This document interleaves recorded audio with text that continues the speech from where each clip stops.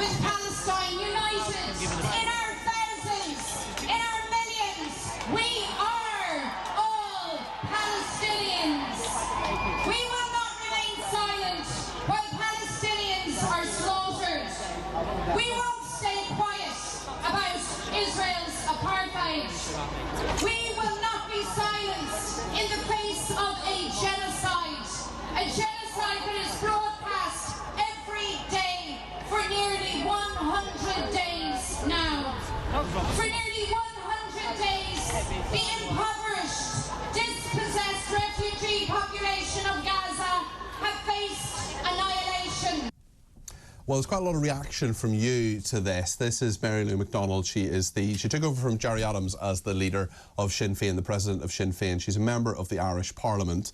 We've had quite a reaction to this. Michelle in Norfolk says, good morning, Peter. These peace, in inverted commas, marches are getting very dark now, cultish. I saw people on YouTube saying, Allahu Akbar, how is that legal? I fear for any upcoming conflict, as our young men and women won't fight for the UK. They're busy protesting for the Islamists instead. It's all getting very alarming, says Michelle. I'm sure not everybody at that protest would be in support of Islamists, but some of them are.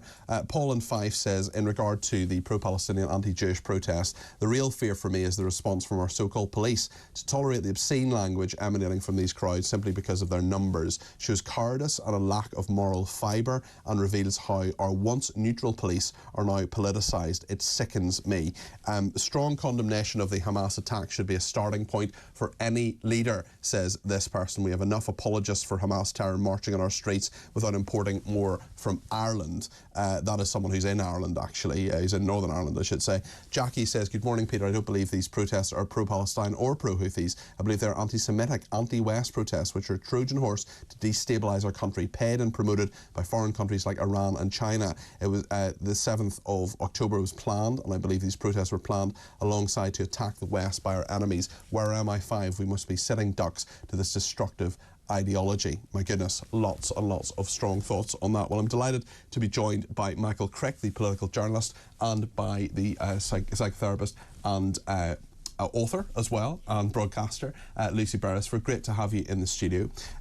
The international picture at the moment is a fascinating one. David Cameron has been on the media this morning talking about how the red lights are flashing on the global dashboard. We've got 100 days on since the horrendous Hamas terrorist attacks on Israel. And everything that has emanated from that. We've been talking about Gazan civilians and talking about the impact on them, horrendous impact. We've been talking about the Houthi rebels and what is happening there in the Red Sea. And we've also been talking about Ukraine as well, because Rishi Sunak was there on Friday announcing yet more aid. Are we too engaged abroad, Michael Crick? What do you think? Well, I think as the West, we've been lucky since 1945 in that huge crises have not coincided, and therefore we have been able to cope with most of them. I mean, there are quite a lot of interventions the West and the Americans made, which they never should have done. And what, like? Well, Vietnam. Mm-hmm. And there are a lot of places around the globe in Central America, Africa and Asia where the West has intervened only to make the situation worse, because there is a, let's face it, around much of the globe, particularly the developing world, an anti-American feeling that they are imperialist. That's not my view.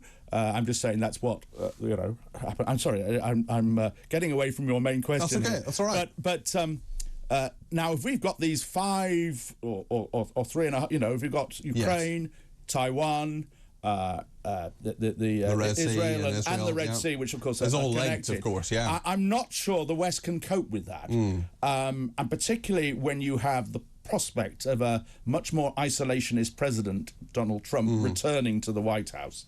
Our resources as a country, Britain, are nothing like what they were. It's going to take more commitment from other NATO members, something that Trump has been calling for during his time in politics. Virtually the only thing on which I agree with Donald Trump. It is a very dark moment right now for all of us, and you can see that the possibility of us of one of these situations slipping away from us.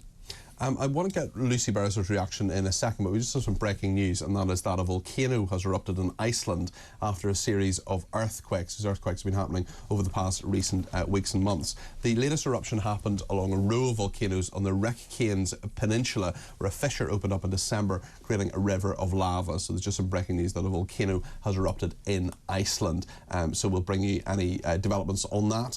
If it stops, if it continues, if there's any loss of life, hopefully there won't be. Of course, the Icelandic people are used to this, and we had our reporter Nick Ellerby was up there because we thought this was going to happen and these things were going to happen. But volcano erupting in Iceland is the breaking news this morning. Bringing more on that if we can. But Lucy Beresford, back to our main discussion on whether you think perhaps, or maybe you don't, that Britain particularly is overcommitted in terms of its international obligations, or maybe they're not obligations. What do you think? Well, we're definitely not overcommitted at the moment, because we know that so many of our resources are so thin that actually we're overstretched, and we do take care not to get even more overstretched. But at the same time, there are a number of conflicts that are going on around the world that we haven't stepped into. And one thinks, for example, about what's happening in Ethiopia and Eritrea and Somalia. There are areas of the world where we don't get involved. The issue is when, well, I suppose Western values seem to be under threat, and that was certainly the case when Russia invaded Ukraine and tried to sort of change the natural order of things in that part of the world. It may be that something happens because of the Taiwanese election, but my guess is that actually China, just as a side issue, that China probably won't escalate things too much, because they themselves don't have very much to gain by doing that, certainly from an economic point of view. But when you look at what's happening in the Middle East, it looks like countries far away from the UK, but we're talking actually about partly to do with values in terms of right and wrong, but also in terms of economic issues. So the problem with the Houthi rebels at the moment is that they are... Is that about Western values, or is that just about trade, do you think? It's to do with trade. It's to do with the fact but then that speaks to issues around freedom and whether we can enjoy the lifestyle that we want to have because of the things that come to us on container ships that go through the Suez Canal or go through the Red Sea, and that are currently having to go to a different part of the globe. And actually, if you are part of the West, I thought the text that you received just before you brought us in was this idea that some of these demonstrations are actually not about the topic that they purport to be, but they're more about agitators who want to try to destabilise society, particularly in the West, and foment some kind of I suppose, discord, which then pits those two types of worlds against each other.